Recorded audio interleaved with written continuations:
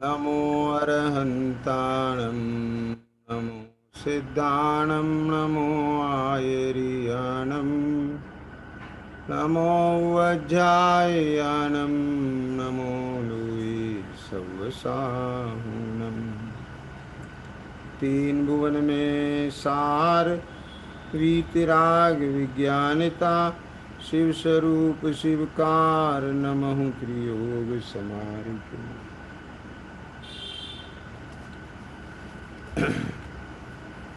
शेड़ाला जी के आधार से अपना स्वाध्याय का क्रम चल रहा है और तीसरी ढाल के 12वें छंद में सम्यक दर्शन के 8 अंगों की चर्चा कर रहे हैं।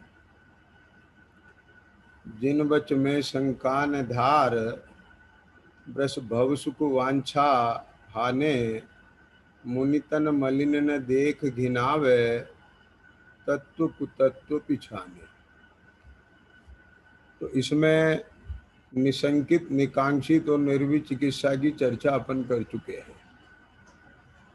चौथा अंग है अमूढ़ दृष्टि।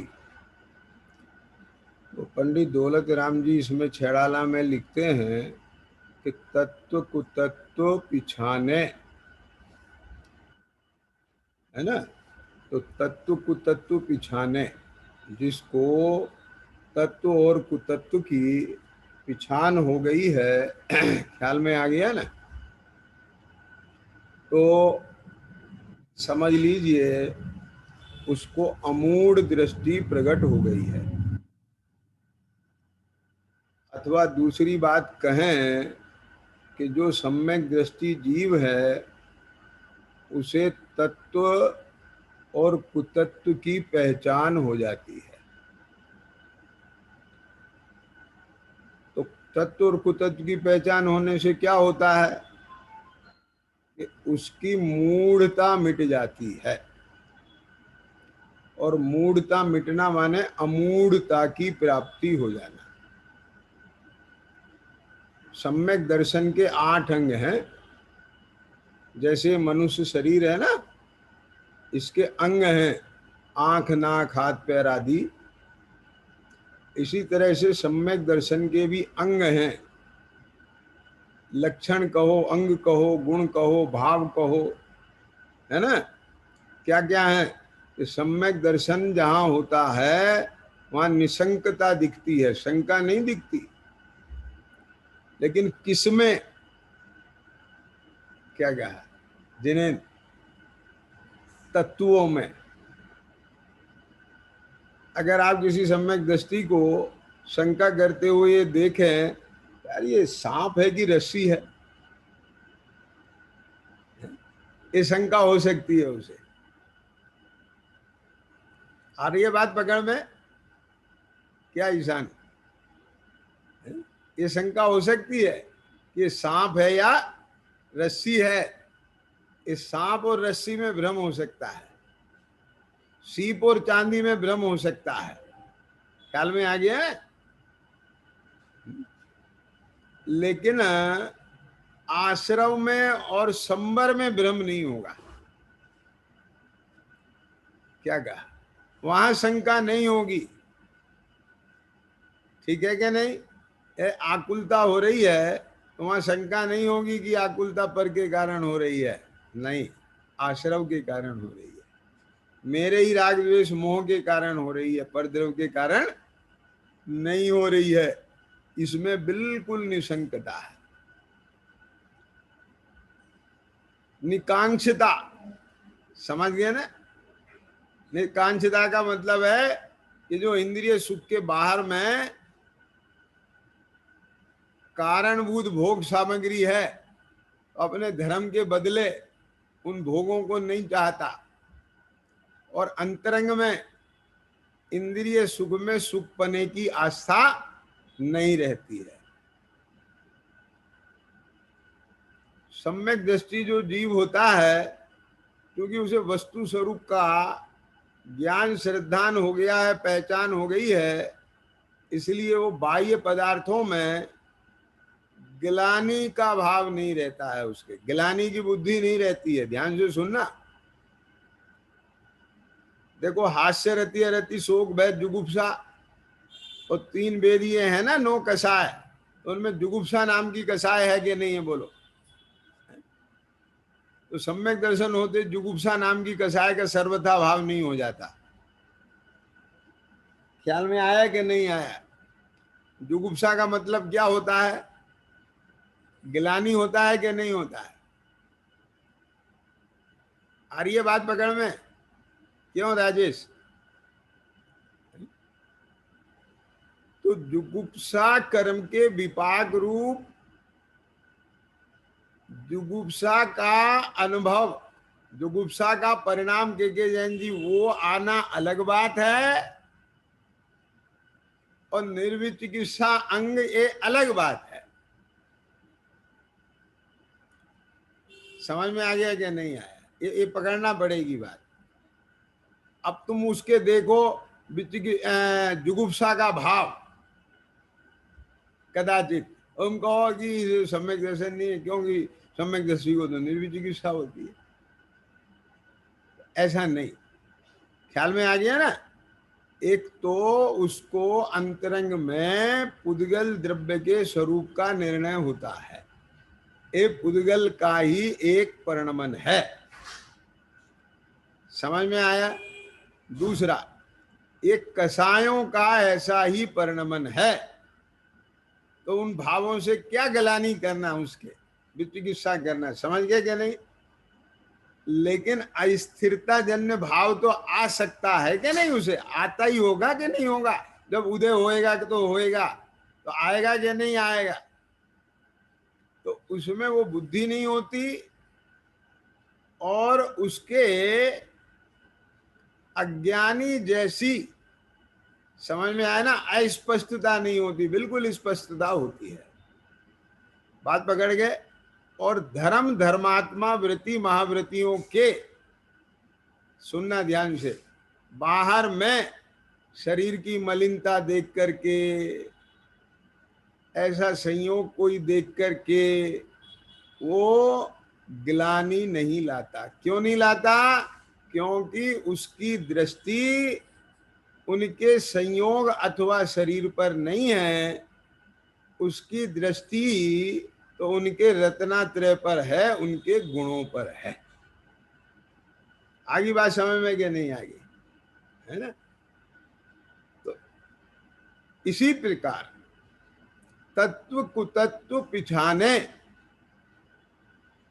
तो जो अमूढ़ता होती है ना, मूढ़ता नहीं होती, तो वो किसके बारे में? कि तत्व और अतत्व के बारे में। मूढ़ता कहो, मूर्खता कहो, अज्ञानता कहो, क्यों? पीतल सोने में हो सकती है। विपिन जी समझ में आ रहा है कुछ? है? क्या मैंने सुना है कहीं शराब भी चक्कर में फंस जाते हैं, सोने के भ्रम से पीतल खरीद लेते हैं, कई बार ठगे जाते हैं।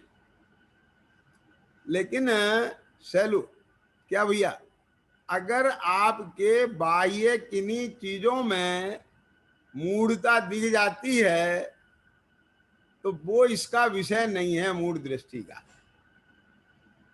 यहां है तत्व कुतत्व पिछानो। इस बात को बहुत अच्छी तरह समझ के चलना है कि तत्व और अतत्व में पहचान होना। तत्व, तत्व माने भाव, और अतत्व जो उसका भाव नहीं है। समझ में आ रहा है कि नहीं आ रहा है? जैसे क्रोध का भाव आकुलता, और क्षमा का भाव निराकुलता। अगर आपको क्रोध उत्पन्न होगा तो उसमें अशांति और आकुलता का अनुभव होगा कि शांति और निराकुलता का अनुभव होगा? समझ में आ गया? और जब क्रोध शांत हो जाएगा, क्षमा आ जाएगी, तो उसका भाव क्या होगा? है ना? तो वो उसका धर्म है। समझ में आ रहा है कि नहीं आ रहा है क्या कहा? तो वस्तु का जो धर्म है, वस्तु का जो भाव है, वस्तु का जो स्वभाव है ना, जीव का जो भाव है, अजीव का जो भाव है, आप बात पकड़ रहे हो कि नहीं पकड़ रहे? आश्रव का जो भाव है, जीव अजीव की विशेष पर्याय आ गया ना। जीव और अजीव, इनमें आ गए 6 उपद्रव, और इनके विशेष क्या कहा? जिन्हें आश्रव, बंध, संबर, निर्जरा और मोक्ष, ये विशेष हो गए। तो इनके ये जो भेद पड़े हैं, नाम दिए हैं ना, क्या जीव अजीव, आश्रव, बंध, संबर, निर्जरा, मोक्ष, तो ये अंतर उनके भाव के बल पर किया है कि आश्रव का धर्म अलग है, बंध का कार्य धर्म अलग है, संबर का धर्म अलग है, निर्जरा का धर्म स्वभाव अलग है। ये इनके भाव है ना। बात पकड़ में आ रही है कि नहीं आ रही? तो जिसको इन जीवादि 7 तत्वों का जिसने परीक्षा पूर्वक आगम से, युक्ति से, ख्याल में आ गया कि नहीं आया, ऐसे निर्णय किया है, जिसने उसका अनुभव किया है, ख्याल में आया ना क्या कहा? तो वो जो जीव है, क्या उसे तत्व और कुतत्व की पहचान नहीं होगी? क्या कहा? अगर नहीं है तो उसका अनुभव, तो उसका निर्णय कैसा?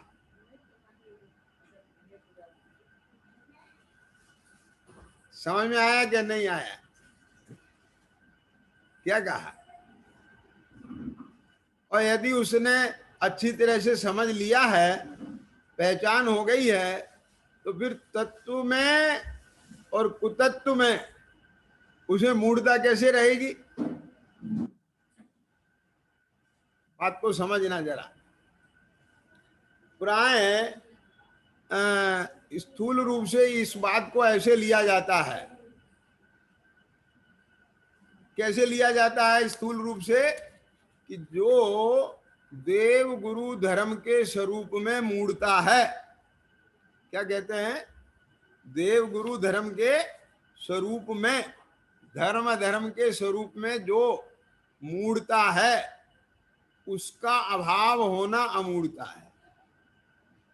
सम्यक दृष्टि को यथार्थ श्रद्धान होता है, इसलिए उसके विपरीत मूढ़ता नहीं होती, अर्थात अमूढ़ दृष्टि होती है।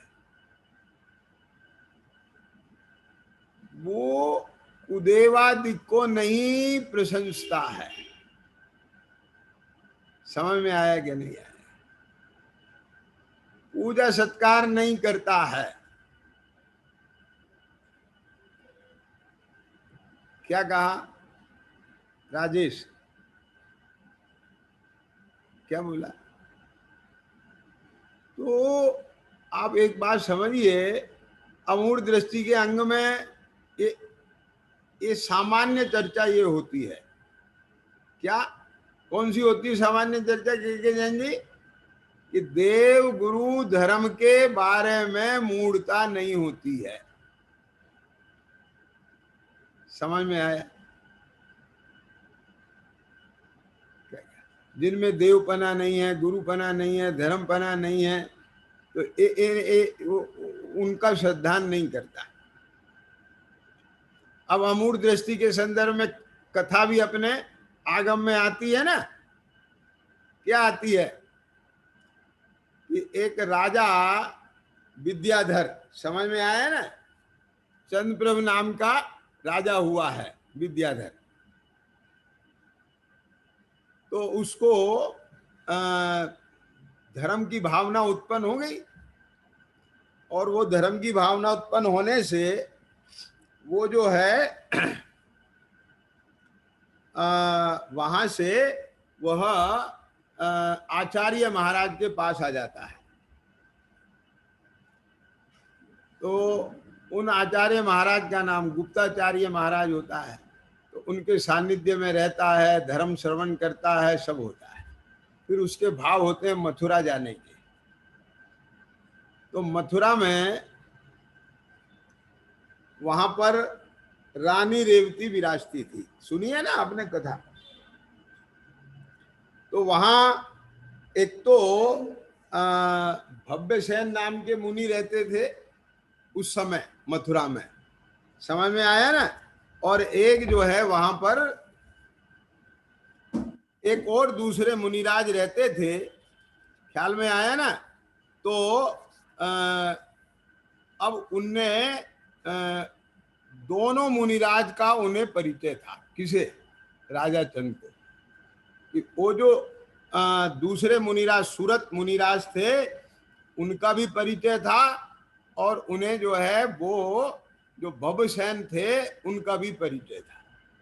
मतलब कि वे वहां विराजमान हैं और रानी रेवती भी है, रहती है वहां पर। तो जो गुप्ताचार्य थे उनसे उनने कहा मैं मथुरा जा रहा हूं साहब, आपको कोई कुछ कहलाना हो तो बताओ। तो उन्होंने सूरत मुनिराज के लिए अपना जो है नमोस्तु का संदेश दिया, ख्याल में आएगा। और रानी रेवती के लिए धर्मवृद्धि का आशीर्वाद कहलाया। समझ में आया क्या नहीं आया।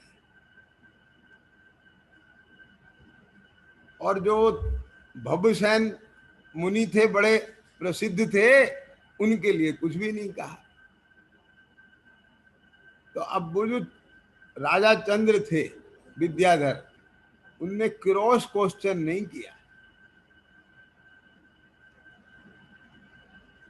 उसने वहां ये नहीं पूछा महाराज आपने उन्हें कुछ क्यों नहीं कहा। आई बात समझ में कि नहीं आगे। क्योंकि विनय गुण में ऐसे सवाल नहीं होते हैं, ठीक है क्या नहीं। अब जो बड़ों की आज्ञा, अब उनने बुद्धि लगाई कि भाई ऐसा तो है नहीं उनके ज्ञान में नहीं होगी, वहां पर बहुशैन मुनि भी रहते हैं, समझ गए ना। चलो खैर जो भी है। तो उसके मन में जिज्ञासा उठी ऐसा क्यों हुआ, तो परीक्षा ली। तो वो इन सूरत मुनि के पास गए, तो उनने देखा कि वे अपना बिल्कुल शास्त्रानुसार उनका जीवन है और ज्ञान ध्यान तप में लीन है। वास्तव में उन्हें बहुत आनंद हुआ उनके दर्शन करके, समझ में आ गया कि नहीं। उनने उनका संदेश भी दे दिया और उन्होंने भी उनको परोक्ष रूप में नमोस्तु कर दिया। उसे ये बात क्लियर हो गई कि उन्होंने जो इन्हें नमोस्तु कहलवाया वो बिल्कुल सही कहलवाया है। अब दूसरे नंबर पे फिर उनके मन में जिज्ञासा हुई कि क्या जिज्ञासा हुई कि इनने उन्हें क्यों नहीं कहलवाया है। तो वो भवसेन मुनि के पास गए, तो देखा कि बड़ी प्रसिद्धि है, सब कुछ है, विद्वान भी हैं, लेकिन उनका जीवन शास्त्रानुसार नहीं है। ख्याल में आया ना। तो उनने वहां जाकर के वे शिथिलताएं देख ली, शास्त्रानुसार जीवन नहीं है ऐसा देख जान लिया। तो उनको क्लियर हो गया कि गुप्ताचार्य महाराज ने इनको नमोस्तु क्यों नहीं कहलवाया। अब रानी रेवती का नंबर आया, समझ गए कि नहीं। वो तो गृहस्थ थी, तो वहां पे तो उसके सम्यक दर्शन की परीक्षा करना थी, श्रद्धान की परीक्षा करना थी। तो उनने पहले दिन क्या किया भाई, समझ में ना। तो क्या किया पहले दिन, नगर के एक सीमा पर, यानी पूरब दिशा पश्चिम दिशा 4 दिशा होती है ना, तो एक दिशा में उनने अपना रूप बनाया, दूसरे दिन दूसरा रूप बनाया, तीसरे दिन तीसरा रूप बनाया। समझ लो ब्रह्मा विष्णु महेश ऐसे रूप बनाए। आगे समय में जो सारी जनता पूरी प्रजा दर्शनार्थ पहुंची, राजा भी, लेकिन रानी रेवती नहीं गई। समझ में आ गया? राजा ने बहुत कहा। अब चौथे दिन उनने तीर्थंकर का समूह शरण बनाया। कैसे बना लिया? वो तो तीर्थंकरों के ही बनता है कि नहीं बनता? क्योंकि तीर्थंकरों के तो होता है, पर समूह शरण तीर्थंकर नहीं बनाते। ये देवमयी माया होती, पुण्य की विभूति होती, स्वधर्म कुबेर रचना करते हैं। समझ में आया ना? तो विद्याधर ने भी कर दी, उनके पास विद्याएं होती हैं ऐसी। समय में बिल्कुल भगवान विराजमान हैं, सब ऐसा समूह शरण बना दिया। अब सारी प्रजा गई, राजा ने भी कहा, ठीक है ना, लेकिन रानी रेवती नहीं गई। तो राजा ने कहा, भाई तुम क्यों नहीं जा रहे हो? बोले ये कोई माया जाल है। समझ में आ रहा है कि नहीं आ रहा है? क्योंकि जिनागम में जो वर्णन किया है उसके अनुसार ये रचनाओं की व्याप्ति नहीं बैठती। ध्यान से सुनना जरा, क्या कहा? जिनागम में जो वर्णन किया है उसके अनुसार यह व्याप्ति नहीं बैठती।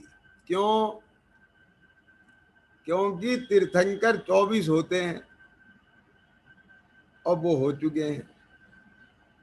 समझ में आ गया ना? इसलिए ये तो कोई माया जाल है। उसे ये शंका नहीं हुई कि भाई साहब शास्त्र में गलत भी तो हो सकता है, ये तो प्रत्यक्ष देखने में आ रहा है। वो कथा आती है ना कि वो नंदीश्वर द्वीप के दर्शन करने के लिए निकला, मानुषोत्तर पर्वत से विमान टकराया और फिर वहां मृत्यु हो गई। देव पर्याय में गया और फिर नंदीश्वर की वंदना करके वापस फिर उसके पति बन के आया। उनने नंदीश्वर का सारा वर्णन किया। तो वो क्या कहती है रानी, है ना, कि या तो तुम नंदीश्वर नहीं गए या तुम वो नहीं हो। समझ में आ गया? तुम्हारी पर्याय बदल गई है। ये क्यों? कि दिनागम में ऐसा लिखा है। अब ध्यान से सुनना जरा बात मेरी। ये जो अमूढ़ दृष्टि अंग में, ये आगम में ये जो रानी रेवती की कथा बहुत प्रसिद्ध है, केवल इतना ही नहीं है अमूढ़ दृष्टि अंग। क्या बोला मैंने? क्यों? सुनो ध्यान से। आप मैं समझता हूं कम से कम 99.9% ऐसे होंगे कि जो वीतराग सच्चे देवगुरु धर्म के अलावा कहीं माथा नहीं टेकते। क्या बोला मैंने? तो फिर सबको अमूढ़ दृष्टि अंग हो गया। ये तो सम्यक दर्शन का अंग है, तो फिर सबको सम्यक दर्शन हो गया। ईशान, समझ में आ रहा है बात?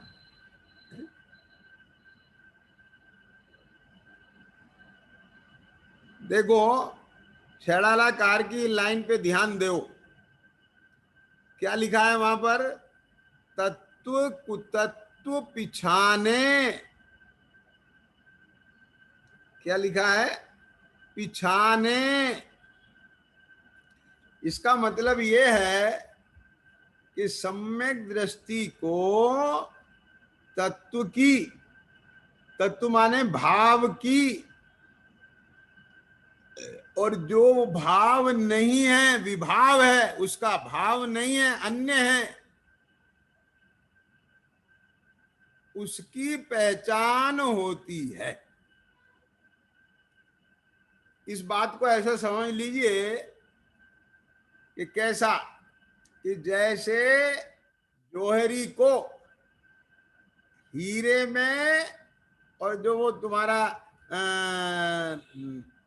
एडी होता है आर्टिफिशियल डायमंड, उसमें दोनों में पहचान होती है। और आजकल तो ऐसे ऐसे आर्टिफिशियल डायमंड आ रहे हैं कि जौहरी भी एकदम देख करके नहीं पहचाना पड़ता, उनको भी बहुत दिमाग मारना पड़ता है, तब समझ में आए उनको।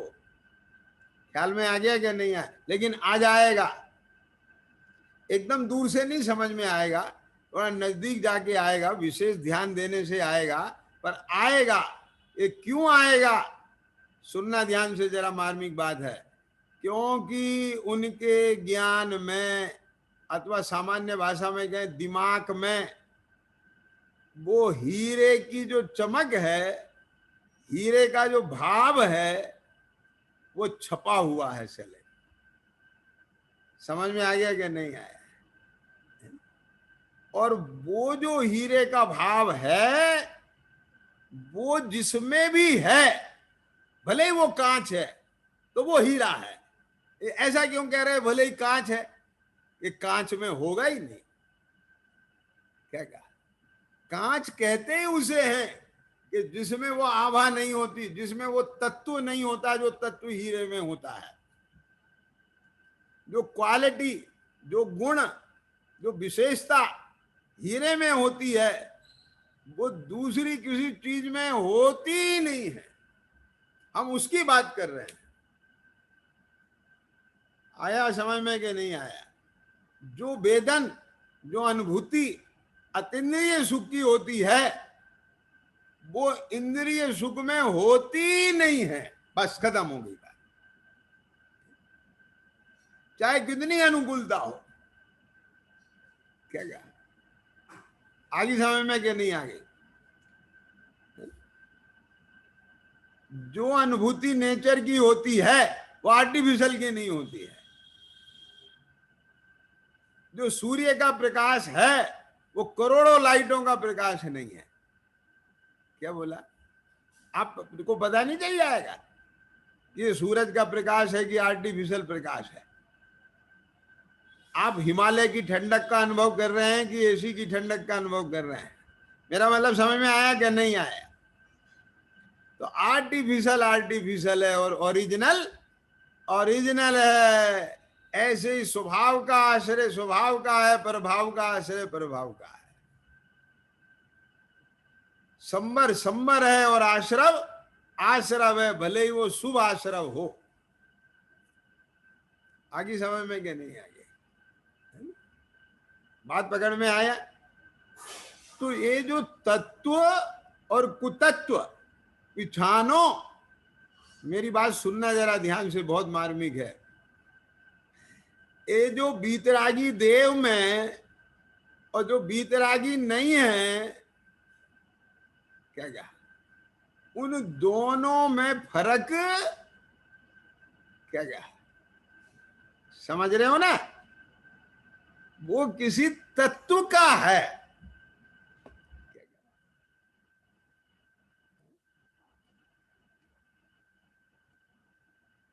आंख धोखा खा सकती हैं, क्योंकि दोनों फूल दूर से देखने में एक से हैं।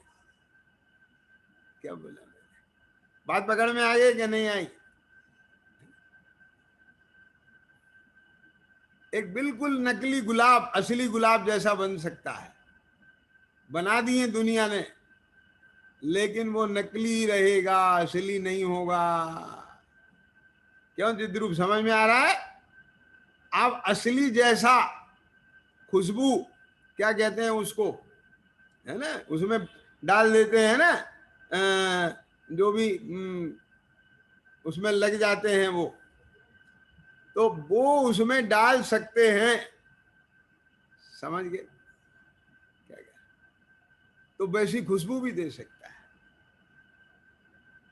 लेकिन सुनना आगे की बात, आपने एक असली गुलाब रख लिया, एक नकली रख लिया, आप एक दिन बाद बता दोगे, क्योंकि जैसा नकली मुरझाएगा असली नहीं मुरझाएगा, असली मुरझाएगा नकली नहीं मुरझाएगा। जो चेंजेस असली में आएंगे नकली में नहीं आएंगे। समझ रहे हो कि नहीं आ रहे हो बात? तो कहने का मतलब ये है, असली असली होगा और नकली नकली होगा। क्यों? क्योंकि असली किसी तत्व के कारण है और नकली उस तत्व के अभाव के कारण है। मेरा मतलब समझ में आया कि नहीं आया? ईशान में नहीं आया। कुछ तत्व होता है, कोई चीज होती है ऐसी कि जिसकी वजह से वो अंतर होता है। तो यही देव में और अदेव में अंतर है, यही गुरु और कुगुरु में अंतर है, यही धर्म और कुधर्म में अंतर है। ये क्या मतलब? अब वो कु शब्द लगते ही ना ऐसा लगता है जैसे गाली दे दी। बात समझ में आया ना? देखो, जैसे ध्यान से सुनना जरा, ये हमारी सोच है। जैसे मान लो थोड़ी देर के लिए अब मैं क्या नाम लेके कहूं, चलो ए सही है, क्योंकि हर चीज में फिर वो जातिवाद की खुशबू आ जाती है। मान लो शिक्षितों की सभा हो,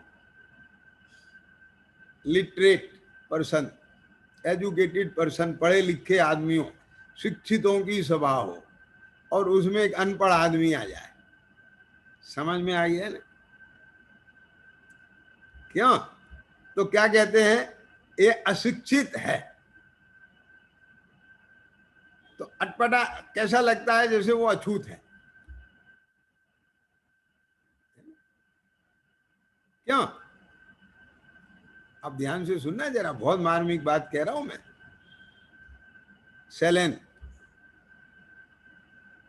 धनवानों की सभा हो और उसमें कोई निर्धन आ जाए तो अछूत लगता है, लेकिन निर्धनों की सभा हो और एक धनवान आ जाए तो है, वो तो राजा हो जाएगा कि ठीक है। अब प्रधानमंत्री योजना है कोई और जिनकी वार्षिक आय 1 लाख से कम है, वे इस योजना का लाभ उठा सकते हैं। अब बोलो शैलेन, तुम उसके लिए अछूत हो गए? नहीं हो। अब तुम अपना को बुरा मानने लग जाओ, इसमें क्या है? बात समझना जरा। क्यों ईशान, इसमें बुरा मानने की क्या बात है? हम उस कैटेगरी में आते ही नहीं है। मैं जो बात बताना चाह रहा हूं उसे समझना जरा। क्या यहां छूत अछूत वाली बात ही नहीं है। मैंने आपको बहुत पहले, जब चर्चा छेड़ाला में ही चल रही थी, तब मैंने वहां पे बताई थी आपको कि विश्वविद्यालय में बहुत सारे संकाय होते हैं, फैकल्टीज होती है,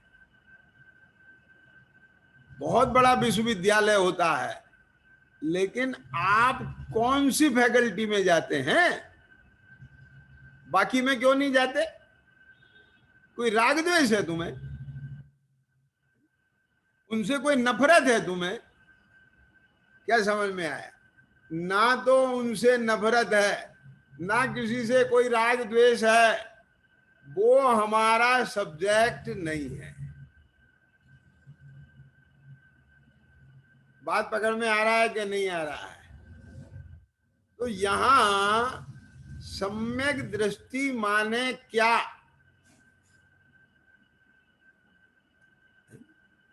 कि सम्यक दृष्टि माने एक ऐसी आत्मा जिस आत्मा के ज्ञान गुण का परिणमन सम्यक हुआ, जिस आत्मा के श्रद्धा गुण का परिणमन सम्यक हुआ, जिस आत्मा के चारित्र गुण का परिणमन सम्यक हुआ, है ना?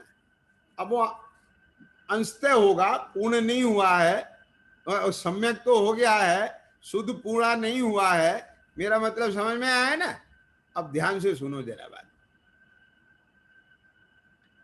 तो सम्यक मिथ्या किस अपेक्षा से?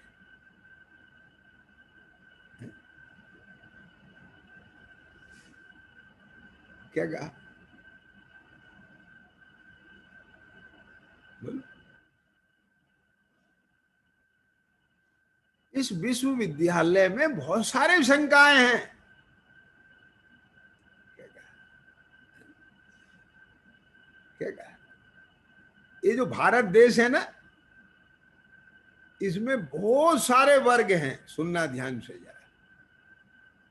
अब कोई पर्व ऐसा आता है कि उसमें किसान लोग होते हैं, उनकी फसल पकती है।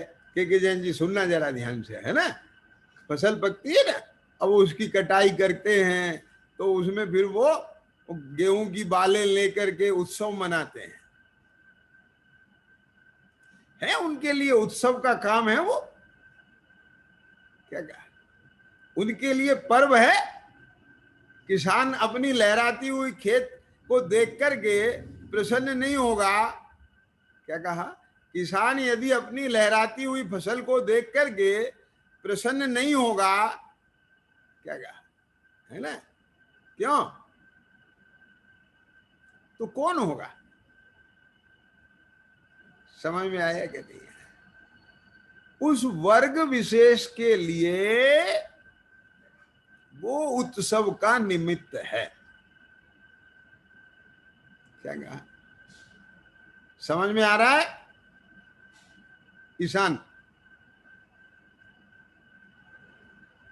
क्योंकि उसका उससे उपकार होता है।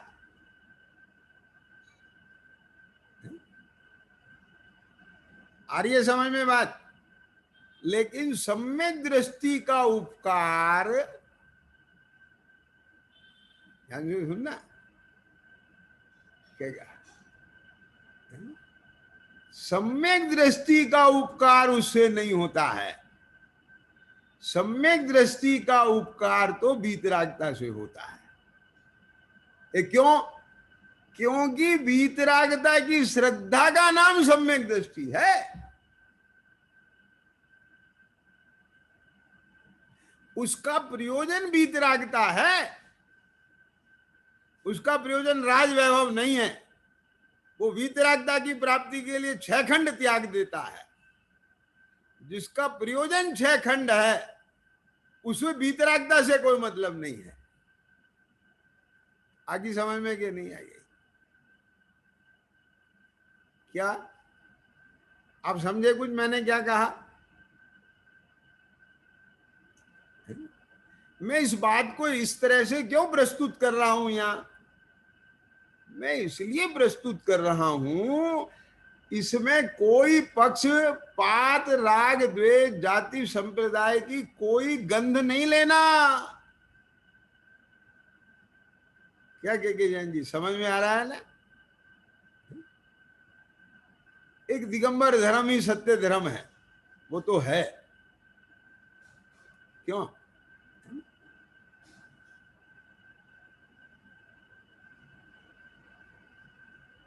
तो बात की सुनना ध्यान से।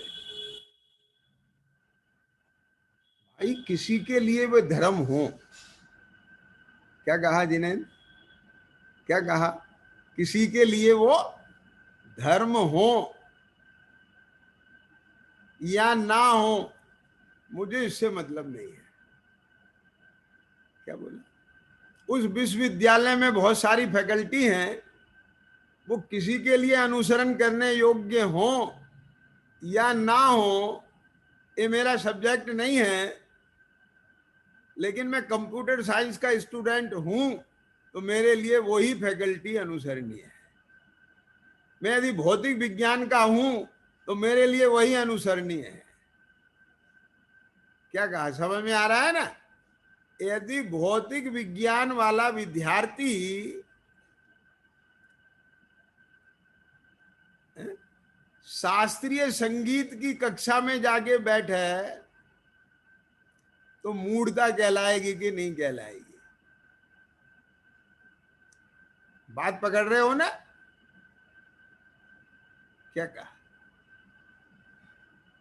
विपिन समझ रहे हो भैया? लेकिन इसमें और मर्म की बात है। क्या कहा? शास्त्रीय संगीत सुने और शास्त्रीय संगीत की कक्षा में भी बैठ जाए तो मूढ़ता नहीं है, शास्त्रीय संगीत को अपना विषय मान ले तो मूढ़ता है। क्या कहेंगे? के जैन जी, आप पकड़े ना बात को, मैंने क्या कहा?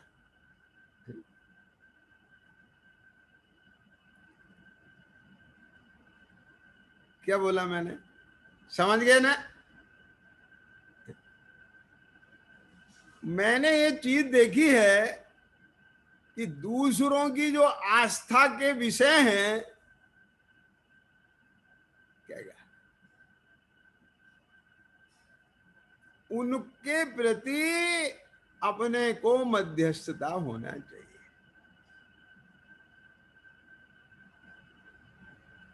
कसाय नहीं होना चाहिए।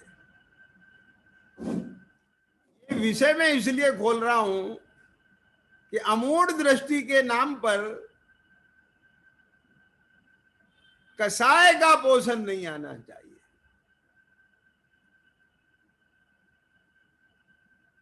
नफरत का भाव नहीं आना चाहिए। पक्ष व्यामोह का भाव नहीं आना चाहिए। एकदम सहज भाव होना चाहिए कि कैसा, कि ये उदाहरण मैंने इसलिए लिया है कि मैंने भी कॉलेज में पढ़ा है और पढ़ाया है। कॉलेज में पढ़ाने वाले बहुत प्रोफेसर थे, वे सब मिलते थे, लेकिन उनमें अपनी फैकल्टी का पहचान नहीं होती थी और अपनी फैकल्टी वालों में गैर फैकल्टी की पहचान नहीं होती थी। समझ में आ रहा है कि नहीं आ रहा है? आप कॉलेज में पढ़ते हैं, अलग अलग फैकल्टी में पढ़ने वाले स्टूडेंट वहां से निकलते हैं, आते हैं, जाते हैं, उन्हें लात घूसे नहीं मारे जाते हैं, उन्हें नफरत से नहीं देखा जाता है। बस इतना तो ज्ञान बोलता ही है कि ये हमारे क्लास के हैं, हमारे सब्जेक्ट के हैं, ये हमारे नहीं है। आगे समझ में नहीं है। लेकिन आपका मोटो वहां ये भेद करना भी नहीं है, ये तो स्वमेव हो जाता है, करना नहीं है। जिन्हें ये बात मैं बहुत मार्मिक कह के गया हूं अभी। क्या है? ये गौण है। ये असली चीज क्या है? असली चीज है अपने सब्जेक्ट की पहचान। क्या क्या आज क्या हो रहा है? आज ये हो रहा है किसी को सब्जेक्ट से कोई मतलब नहीं, सब्जेक्ट पढ़ना नहीं। आप समझ रहे हो ना? ये कला संकाय का है, ये वाणिज्य संकाय का है, ये विज्ञान संकाय का है, और आपस में लात घूसे चल रहे हैं।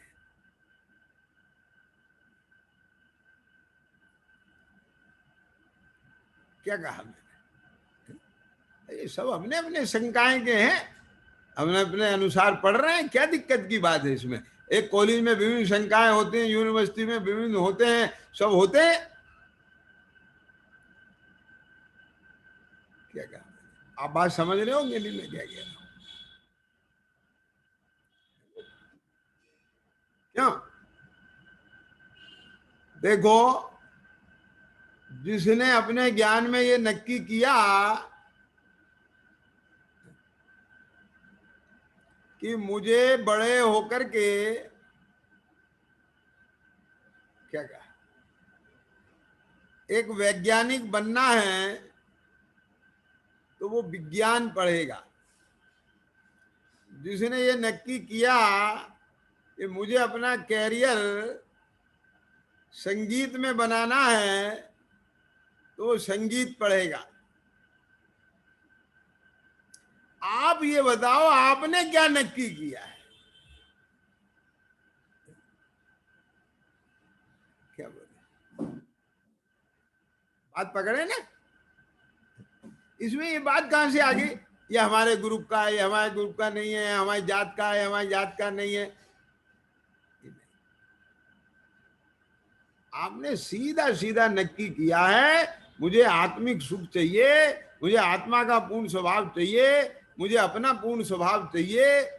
अब उस स्वभाव की जहां अभिव्यक्ति है, जो उसकी पूर्ण दशा है, वो वीतरागता है। उसकी पूर्ण साधना दिगंबरत्व में है। समझ में आ गया कि नहीं आया? वो संकाय का नाम श्रवण संकाय है। अरे समझ में ना? ये जिसने नक्की कर लिया तो उसकी श्रद्धा उसमें है।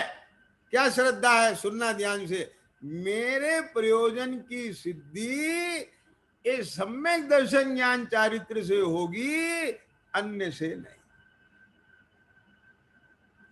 इसकी पूर्णता जिनने की है वे पूर्ण वीतरागी जो आत्मा है, वे मेरे आदर्श है। जो साधना पथ पर चल रहे हैं वे मेरे गुरु हैं। और जिसमें उसका स्वरूप बताया गया है वे शास्त्र हैं, और उसका स्वरूप वो धर्म है। आगे ख्याल में क्या नहीं? आगे तो जैसे जहां वीतरागता का पोषण है, समझ रहा जरा, वे अलग है, और जहां राग का पोषण है वो अलग है। क्योंकि राग और वीतरागता विरुद्ध है। अब बात पॉइंट समझ में आ रहा है मैं क्या कह रहा हूं?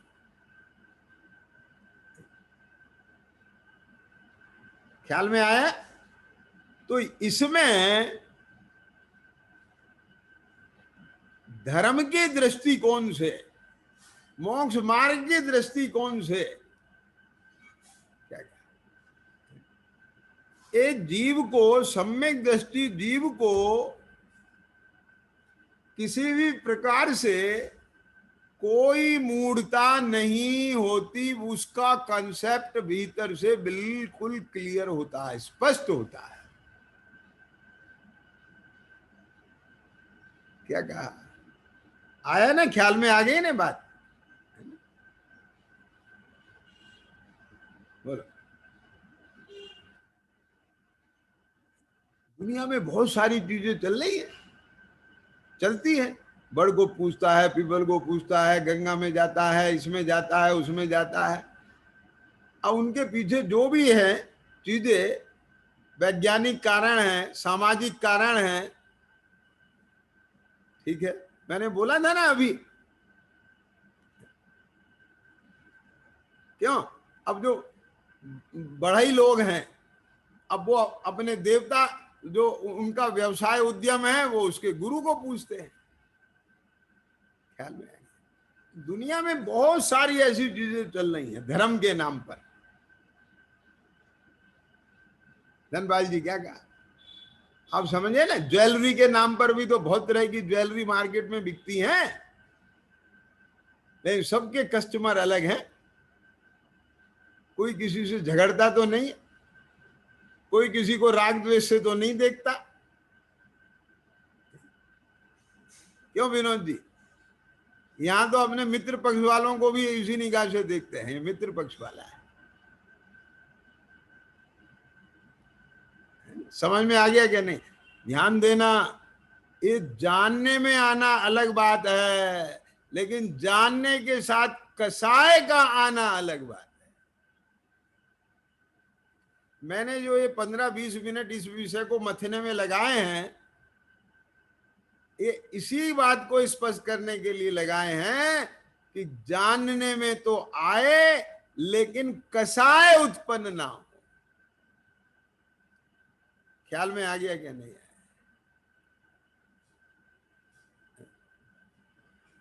तो इसका मतलब ये हुआ सीधा सीधा, ध्यान से सुनना, अपने जैन संप्रदाय में भी बहुत सारे लोगों में मूढ़ताएं हैं। यदि मेरा काम बन गया, समझ में आ गया, तो मैं छत्र चढ़ाऊंगा।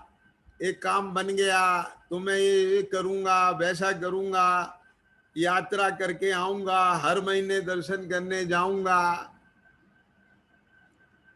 ख्याल में आ गया ना भाई साहब? इन सब चीजों का कल्याण मार्ग से कोई लेना देना नहीं है।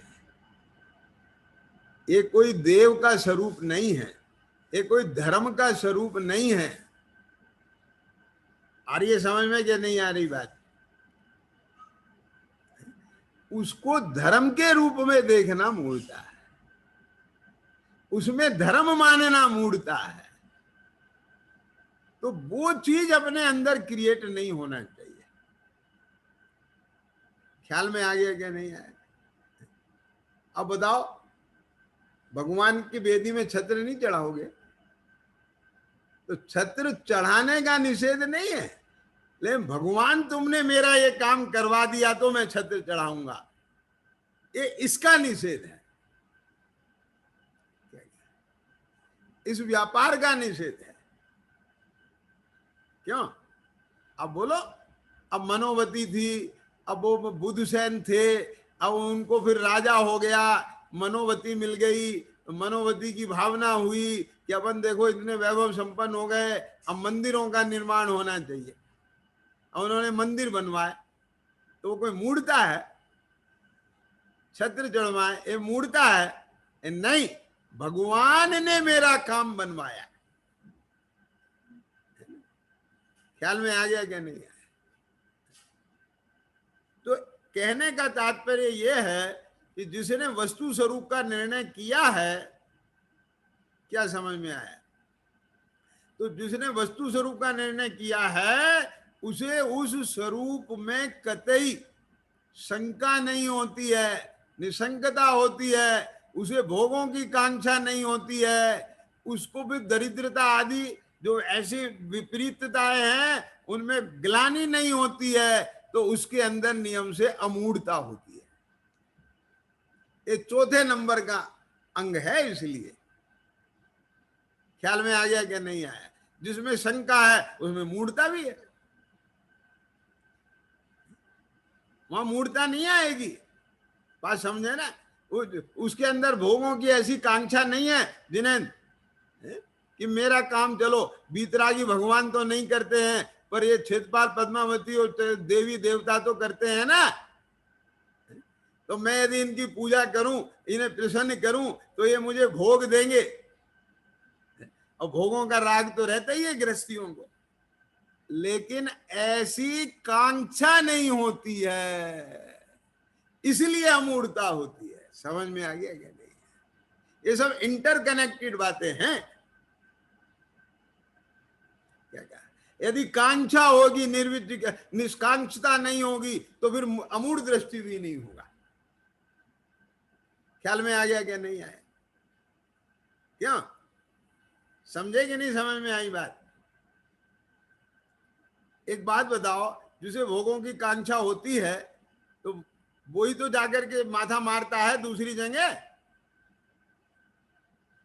अपने में देख लो, किसी भी कीमत पे मेरा एक काम बनना चाहिए, चाहे गृहित मिथ्यात का सेवन करना पड़े, कुछ भी करें, करेंगे, चुपचाप करेंगे, पर्दे के पीछे करेंगे। इसका मतलब तो तेरे मन के भीतर तो मूढ़ता आ गई कि नहीं आ गई? समझ में आ गया कि नहीं आया? मैंने 2 4 5 लोगों को सुना है, ये मैं कल्पना अपने मन से नहीं कर रहा हूं। वो कहते हैं कि देखो साहब, हम ये क्षेत्रपाल पद्मावती को क्यों पूछते हैं? कि बोले हमें पता है कि भगवान महावीर तो बीतरागी हैं, वे तो कुछ देते लेते हैं नहीं, है ना? तो उन्हें तो पूजने से कुछ मिलेगा नहीं, हमको तो चाहिए, तो इसलिए क्षेत्रपाल पद्मावती को पूछते हैं, वे देते हैं। समझ में आ रहा है क्या? तो कोई सम्यक दृष्टि नहीं है ना? क्या वे कौन है? कि विद्या दृष्टि है। तो एक अज्ञानी के अनेक मत। तो क्यों विचिकित्सा करते हो तुम उनसे? क्या बोला मैंने? क्यों कसाय करते हो? पंडित टोडरमल जी ने क्या लिखा है कि हमने सब वर्णन किए। किसके किए? जो जीव जैन है, जिन आज्ञा को मानते हैं, निश्चाभाषी, व्यवहाराभाषी, उभयाभाषी के। समझ में आ गया कि नहीं आया? अपने में कोई दोष हो तो दूर करना, दूसरों के दोष देख के कसाय नहीं करना। ये कितनी बढ़िया लाइन है, समझ में आ रहा है कि नहीं आ रहा है? यानी अमूर्तता का जो बाहरी वाला स्वरूप है वो मैंने आपको बता दिया, सब जानते हैं। ख्याल में आ गया कि नहीं आया? इस मामले में तो बहुत पक्के हुए हैं सब लोग। क्या कहा? सिर कटा सकते हैं लेकिन सिर झुका सकते नहीं। लेकिन भाई साहब, इस अमूढ़ दृष्टि अंग के माध्यम से मुझे वो चीज बतानी है जिधर ध्यान नहीं जाता है। आए समझ में? सम्यक दृष्टि को समदृष्टि रहती है जीव मात्र में, कसाय नहीं होती, मूढ़ता भी नहीं होती और कसाय भी नहीं होती। क्या कह गया? कसाय के साथ अमूढ़ता का संबंध नहीं है। क्या बोला? अरे हमने राग द्वेष कसाय से रहित इसलिए देव चुने हैं क्योंकि हमें संपूर्ण कसाय मेटना है, और धर्म के नाम पर हमें कसाय करें तो हमें फिर अकसाय की श्रद्धा कहां से हो गई? बात पकड़ में आ गई कि नहीं आ गई? बोलो बताओ। तो कहने का तात्पर्य यहां यही है कि इस प्रकार से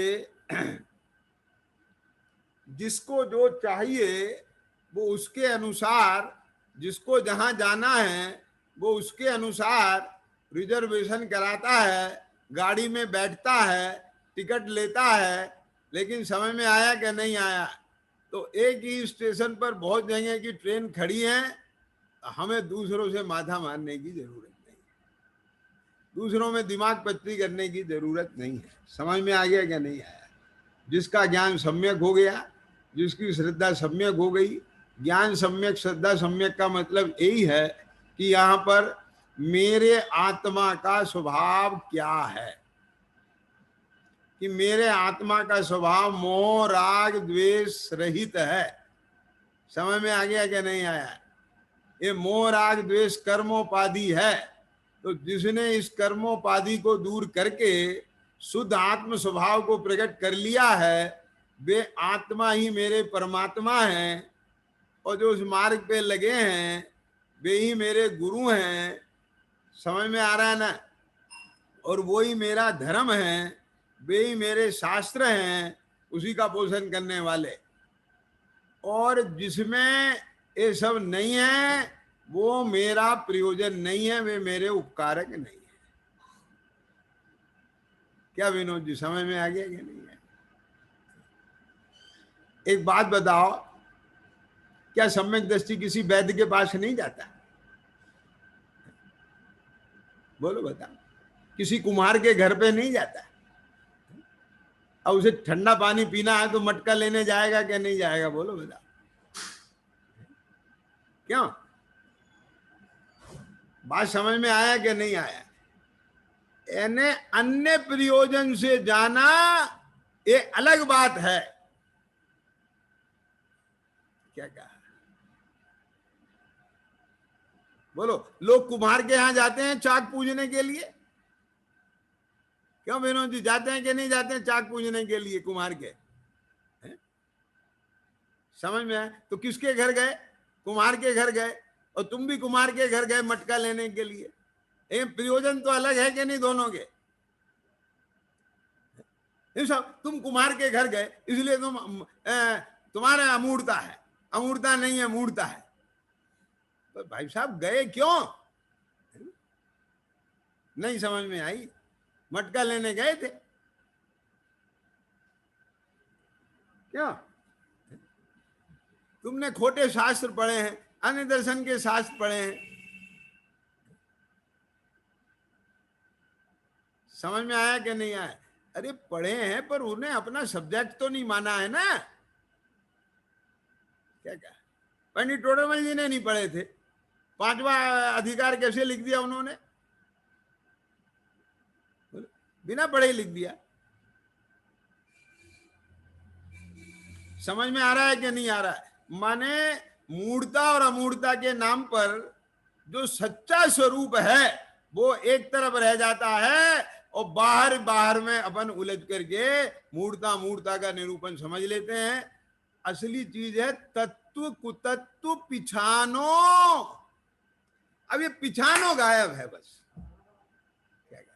यानी वास्तव में स्वरूप का कोई पहचान नहीं। असली चीज तो पहचान की है। बोल तेरे पास पहचान है कि नहीं है? कि नहीं है तो तेरे लिए हीरा और कांच एक से। क्या समझ में आया? और यदि तुझे पहचान है तो तू लाख कोशिश कर ले,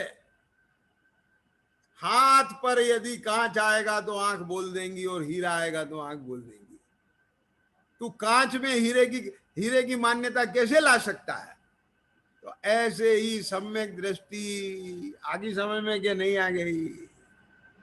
सच्चे देव और सच्चे देव पना नहीं है, गुरु पना नहीं है, धर्म पना नहीं है, उसकी पहचान सम्यक दृष्टि को होती है। इसका नाम अमूढ़ दृष्टि है। नहीं आई समझ में बात? वो नहीं मानता है। ये इतना इंपॉर्टेंट वो नहीं है। क्या कहा? क्यों? समझ में आ रहा है ना? बोलो बता। इतना तो बाह्य लक्षणों से हमारे छोटे छोटे बच्चे भी नहीं मानते। ये हमारा भगवान जी नहीं है, ये हमारा ये नहीं है, ये हमारा ये नहीं है। ख्याल में आ गया कि नहीं आया? क्यों? जिन्हें समझ में आ रहा है ना, ये तो व्यवहार है, तो इस व्यवहार से अमूढ़ दृष्टि अंगा जाएगा।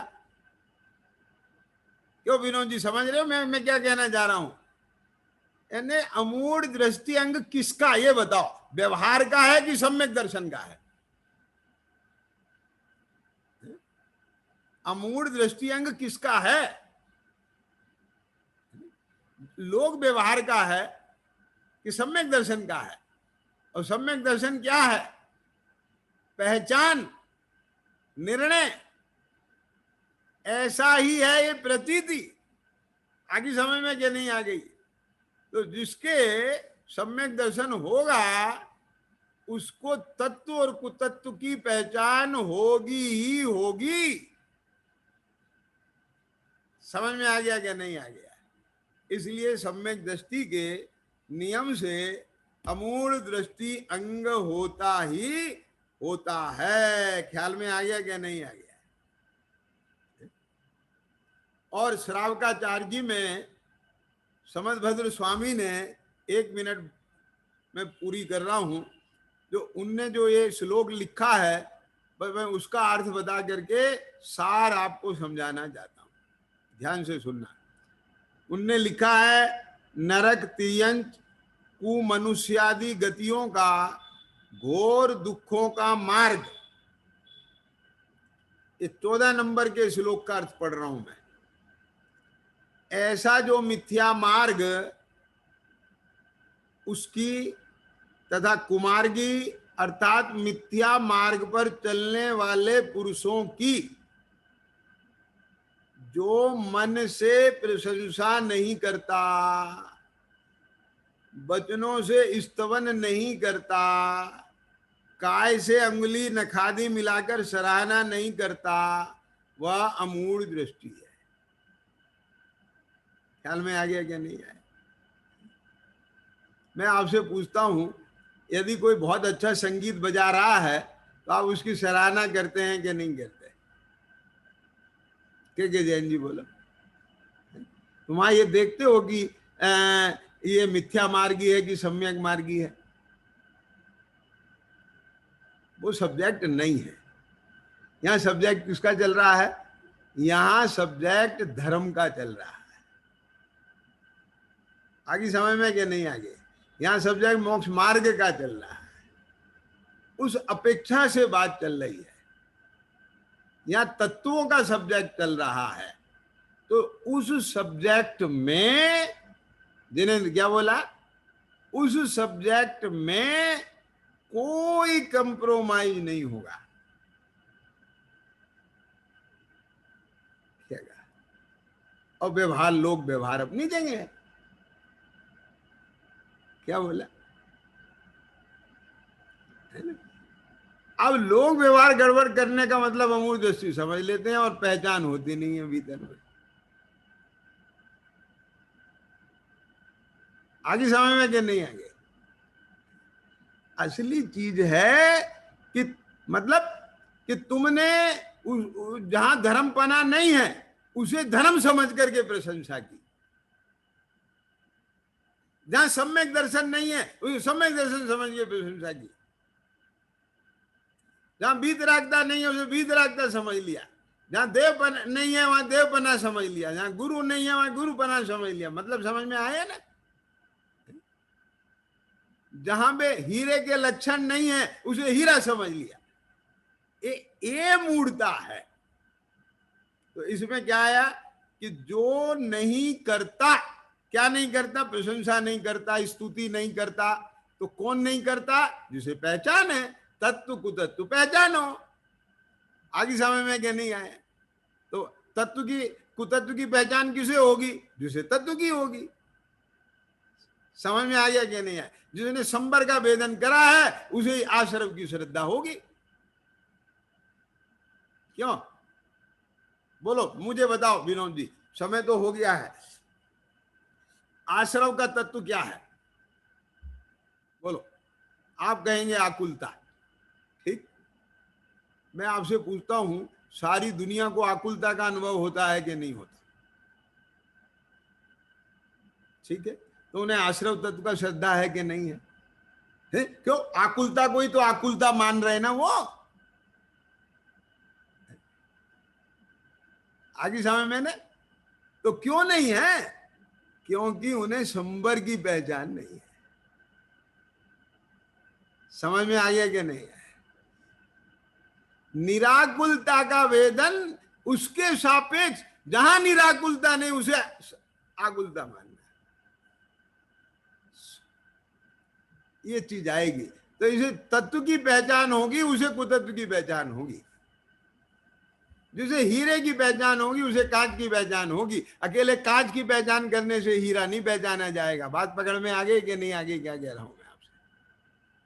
तो इसमें ये चीज मुझे बहुत अपील की है। दौलत राम जी ने भले ही छंद विरोध से बात लिखी है या बुद्धिपूर्वक, ये तो वही समझ सकते हैं, लेकिन इसमें जो चीज आई है ना, पहचानो अमूर्ता के नाम पर, तत्व कुतत्व पिछानो, तो ये पिछान केवल सम्यक दृष्टि को होती है, इसलिए सम्यक दृष्टि को अमूर्त दृष्टि अंग होता है। सजानंदी शुद्ध स्वरूप